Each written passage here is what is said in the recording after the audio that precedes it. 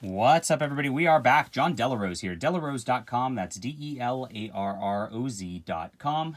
Hit that like and subscribe button for the channel, guys. That's all I've got. All right. Sign up for my newsletter and get a free graphic novel from me. One thing that I have been meaning to get to for a while is Robert Venditti's Hawkman. Robert Venditti came across my radar when he did Exo Manowar for Valiant, and it was one of the best freaking comic books I've ever read. If you have not read that, please go back and do so. I'm not a huge DC guy. I've read enough to know pretty much all of Batman and some of the big Superman stories, and of course Green Lantern stuff. But when you get down to the tertiary JSA heroes and stuff like that, I'm not that knowledgeable. So I'd never read a Hawkman book before. I'd never really had interest in it. I don't know why. As I've looked at this character, I now have interest, which is, I guess, a good sign that Mr. Venditti and Brian Hitch did their job. I came into this not knowing much about the character whatsoever, and it's an interesting story. Now, Brian Hitch is one of the best freaking artists out there, too. Absolutely gorgeous artwork. I really love this book because it actually has more of a matte finish to the paper. It doesn't. A lot of the books these days have too much gloss or too thin a paper, and it's really bothersome. I don't get that here. This makes me very happy. Whatever this construction of this book, for some reason, I know that's kind of a weird thing to focus in on, but it's true. I do. You start out with Hawkman flying, and you get this beautiful scene where he's hunting down this strange relic. And you learn a little bit about him. Look at this. This is just cool art. Wow. Very, very well drawn. This is not just draftsmanship. This is somebody making something unique and interesting, which I appreciate. Makes me love Brian Hitch all the more. And you get a little bit about his life. You learn he's Carter Hall. You learn he's got this Hawkman's in the past.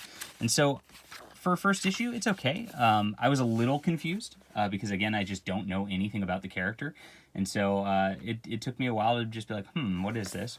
But then it settles in pretty well in the next issue. And what ends up happening is Hawkman kind of just gets sent back and forth through time to his different hosts as Hawkman. And he is all these people. It's kind of like a reincarnation thing. It's very cool. And there's something unfolding. I think it's called Deathbringer or Doombringer or something like that. I don't remember titles very well. Which goes through and is coming, and he has to figure out why he's getting sent through time and what all this means. He's assembling these ancient relics as he comes back and figures this out. And he goes back into ancient Egypt. He goes back into dinosaur times, as you can see. Cool. Yeah, there's a beautiful splash page again. Oh my gosh, wonderful art. And it's very fast paced. So you've got him being pulled back into all these memories of his old lives.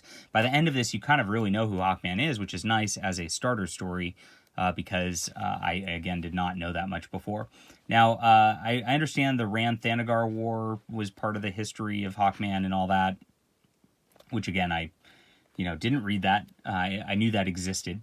So you have Hawkman meeting Hawkman there, and then he goes back into this microverse, as it's called, where the Atom is there to help him, and that's nice. I like the Atom. I've read actually the old Charlton comics by Steve Ditko, so it made me happy to see him. I don't remember him being an Ant-Man shrink person in that, but whatever. It is the character, so I'm like, okay, I must have missed something over the course of Steve Ditko doing the work between the 60s and now, I guess.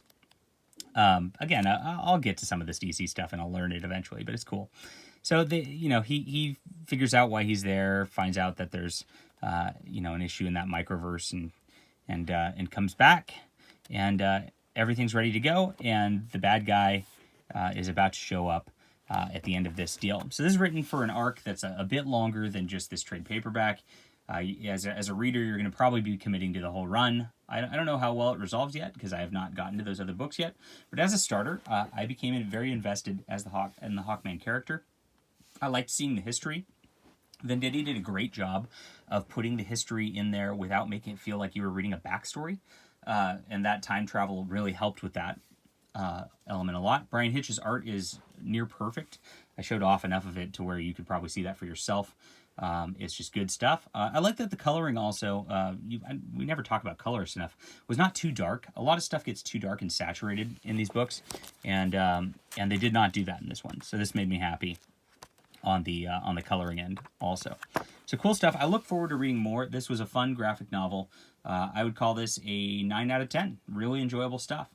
All right, hit that like and subscribe button. We will be back soon.